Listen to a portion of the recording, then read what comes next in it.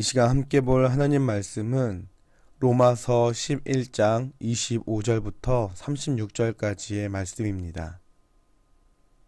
로마서 11장 25절부터 36절까지의 말씀입니다. 말씀을 함께 보도록 하겠습니다. 형제들아, 너희가 스스로 지혜 있다 하면서 이 신비를 너희가 모르기를 내가 원하지 아니하노니, 이 신비는 이방인의 충만한 수가 들어오기까지 이스라엘의 덜어는 우둔하게 된 것이라. 그리하여 온 이스라엘이 구원을 받으리라. 기록된 바 구원자가 시온에서 오사 야곱에게서 경건하지 않은 것을 돌이키시겠고, 내가 그들의 죄를 없이 할 때에 그들에게 이루어질 내 언약이 이것이라 함과 같으니라. 복음으로 하면 그들이 너희로 말미암아 원수된 자요, 택하심으로 하면 조상들로 말미암아 사랑을 입은 자라. 하나님의 은사와 부르심에는 후회하심이 없느니라. 너희가 전에는 하나님께 순종하지 아니하더니 이스라엘에 순종하지 아니하므로 이제 긍휼을 입었는지라. 이와 같이 이 사람들이 순종하지 아니하니 이는 너희에게 베푸시는 긍휼로 이제 그들도 긍휼을 얻게 하려 하심이라. 하나님이 모든 사람을 순종하지 아니하는 가운데 가두어 두심은 모든 사람에게 긍휼을 베풀려 하심이로다.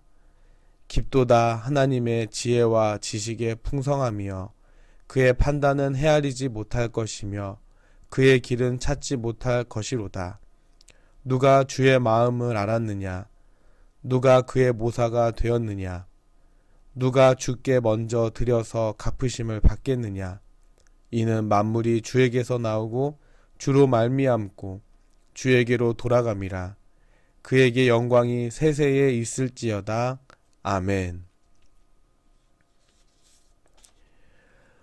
우리가 신앙생활을 하다 보면 하나님의 하시는 일들이 잘 이해되거나 해석되어지지 않는 일들이 있음을 보게 됩니다. 가령 왜 하나님의 백성들이 잘 먹고 잘 살면, 모든 일에 형통하면 우리가 하나님 믿으라고 전도하러 다니지 않아도 알아서 사람들이 교회로 몰려들게 될 텐데 왜 하나님은 그렇게 하지 않으시는 걸까? 또한 예수님이 좀 오래 살아계셔서 많은 기적과 이적을 행하시고 더욱더 주옥 같은 말씀들을 계속 사람들에게 전해주셔서 더 많은 사람들이 예수 그리스도를 믿게 하셨다면 더 좋았을 텐데 왜 그렇게 예수님은 사역을 짧게 하셨고 왜 그렇게 빨리 죽으셔야만 했을까 하는 이런 생각들을 해보게 됩니다. 이처럼 세상에는 인간의 머리로는 절대 이해할 수 없는 하나님의 신비로운 일들이 많이 있지만, 하나님께서는 이러한 신비를 우리가 알기를 원하신다라고 오늘 말씀에서 우리에게 말씀하고 있습니다. 그렇다면 과연 우리가 알기 원하는 신비란 어떠한 것일까요? 첫 번째로 하나님의 구원 방법이 너무나 신비롭다라는 것입니다. 즉, 인간의 머리로는 도저히 이해할 수도 받아들일 수도 없는 놀라운 방법으로 우리에게 구원의 길을 열어주셨다라는 것입니다. 오늘 본문 25절을 보면 하나님께서는 이방인의 충만한 수가 들어오기까지 이스라엘 중 일부를 우둔하게 하셨다라고 말씀하십니다. 그리고 이스라엘의 그 우둔하게 된 일부를 통해 기독교를 배척하고 핍박하게 하셨습니다. 얼핏 보면 이해가 되지 않는 하나님의 역사입니다. 왜 그의 아들 예수 그리스도를 믿는 자들을 더욱더 흥왕하게 해야지 왜 핍박하고 배척받게 하셨느냐라는 겁니다. 그러나 하나님은 그렇게 초대교회 성도들을 핍박함으로 사도들이 뿔뿔이 흩어지게 하시고 결국 복음이 이방으로 땅끝까지 퍼져나가게 하셨습니다. 즉, 바울은 이사야 선지자의 예언을 인용하면서 이스라엘 백성들이 예수님을 영접하지 않으므로 그들의 자리를 이방인을 통해 채우게 하시고 다시 이스라엘로 들어오게 하셔서 결국 그들도 구원을 얻게 될 것이라고 말씀하십니다. 이와 같이 복잡하기도 한 하나님의 구원 역사는 우리의 머리로는 도저히 이해할 수도 받아들일 수도 없는 놀라운 신비입니다. 그런데도 오늘 29절 말씀과 같이 하나님은 비록 자기 백성인 이스라엘이 예수님을 영접하지 않았지만 그들을 부르신 것과 그들에게 은혜의 선물을 주신 것을 후회하지 않으신다라고 말씀합니다. 하나님은 부르심을 취소하거나 은혜의 선물을 회수하지도 않으십니다. 그러므로 그 부르심은 여전히 유효하고 그 선물도 여전히 그들의 것입니다. 그렇습니다. 하나님은 절대로 그들을 포기하지 않고 끝까지 최선을 다하십니다. 그러므로 우리는 여기에서 우리가 알아야 할 두 번째 신비인 하나님의 우리를 향한 끝없는 긍휼의 마음을 갖고 계신다라고 하는 사실을 알게 됩니다. 하나님께서는 끝없이 긍휼을 베풀어 주시는 하나님이십니다. 심지어 그 긍휼을 거부하는 사람들에게조차 베풀 수 있는 방법을 찾아서라도 긍휼을 베풀어 주시는 그런 하나님이십니다. 그래서 하나님은 주님 안에서 남녀노소, 빈부 귀천, 인종과 문화에 관계없이 모두 구원을 베풀어 주십니다. 우리가 하나님 앞에서 구원받을 만한 무슨 조건이 있습니까? 그러나 죽을 수밖에 없는 나, 구원받을 아무런 조건도 없는 나를 위해서 하나님의 하나밖에 없는 아들을 희생하면서까지 나를 사랑해 주시고 구원을 베풀어 주셨습니다. 우리가 이 사실을 어떻게 설명할 수 있겠습니까? 그러므로 나를 향한 하나님의 놀라운 은혜와 긍휼이 하나님의 신비 그 자체라는 것입니다. 세 번째는 헤아릴 수 없는 하나님의 지혜와 사랑입니다. 우리는 하나님이 얼마나 지혜로우신지 제대로 깨닫지 못하는 것 같습니다. 33절 말씀을 보면 그의 판단은 헤아리지 못할 것이며 그의 길은 찾지 못할 것이로다 라고 했습니다. 우리는 하나님과 하나님의 계획에 대해서 알고 싶은 것이 많습니다. 특히 우리를 향한 하나님의 뜻을 최대한 많이 가능한 한 구체적으로 알고 싶어 합니다.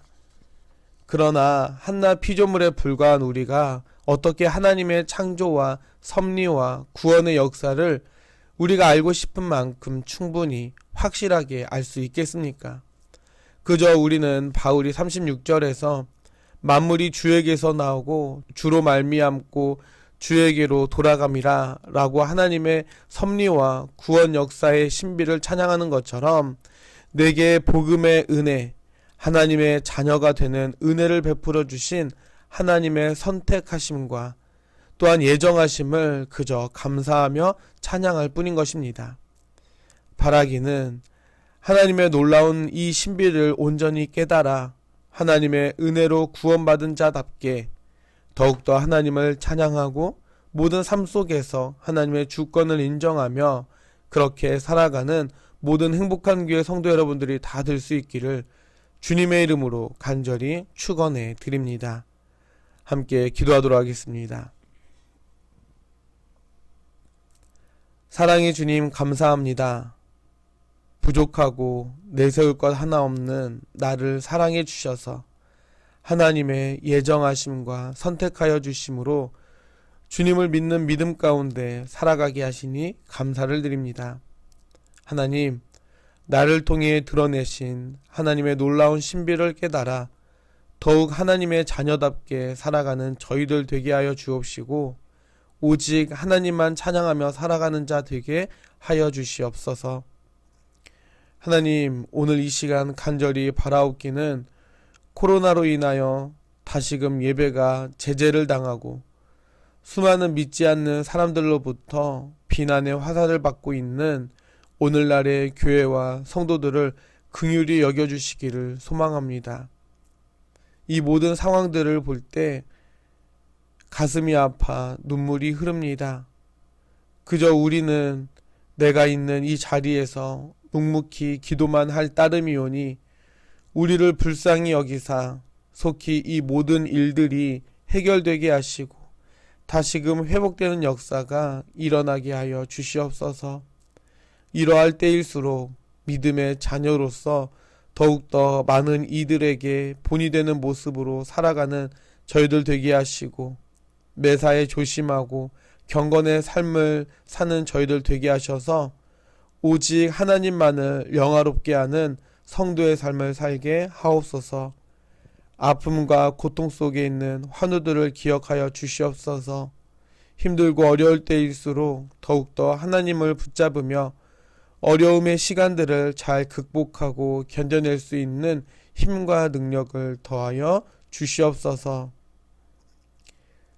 지금은 우리 주 예수 그리스도의 은혜와 독생자 아들까지 아낌없이 내어주시는 하나님의 크고 넓으신 사랑하심과 성령님의 감화 감동 교통하시며 충만케 하여 주시는 성령의 인도하여 주심이 나를 향한 하나님의 신비를 깨달아 더욱더 감사와 찬양으로 하나님께 영광 돌릴 것을 다짐하는 사랑하는 성도들과 성도들의 가정과 이 나라 이 민족 위에 이제로부터 영원토록 함께하여 주옵시기를 간절히 축원하옵나이다.